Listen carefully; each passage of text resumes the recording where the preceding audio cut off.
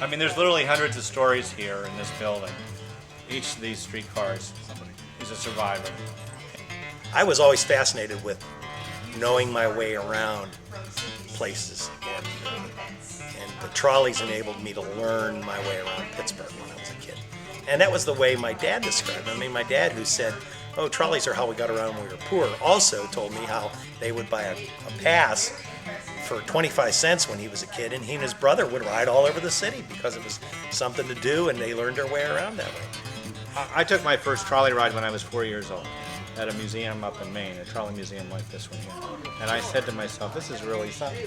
And I didn't know much. I was 4, but I started, when I could read, I started reading about it, and I got Trolley Car Treasury, which is same with me. And that's you know, the book I said, that's the wow. go-to book. And this is like a really interesting history, and how things were, and how people lived, and how these trolleys really enabled people to go to work, to go to school, to go to the movies, to go to the amusement park. I mean, their lives revolved around these streetcars. This is a way of life. Well, this car also came from the Trolleyville collection in Cleveland, and we got it here. It came here in 2009. It was built in 1915 or 1905 as a private car for the Toledo Railway Light and Power.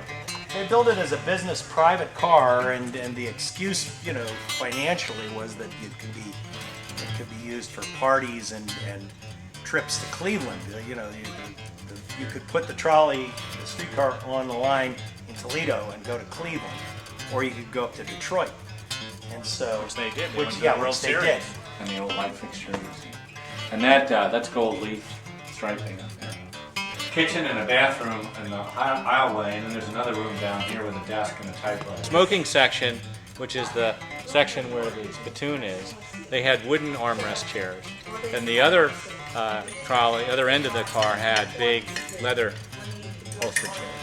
We want to restore the car. I mean, one thing we found at the Transit Authority in Cleveland, they had the original curtains for the car. So Bruce drove up there and got the curtains, and they're not reusable, but we can use them as patterns. Well, it's a challenge. It's like a treasure hunt, you know, and you're trying to put all the pieces together. And our goal is eventually to have this car the way it was when it was being used as a parlor car. And we can so that we can operate it. I mean, I look at it as a Victorian parlor on wheels, like your front room of a Victorian house. That's what that would have looked like. And to be able to roll down the tracks on that, I think would be a very unique experience for people.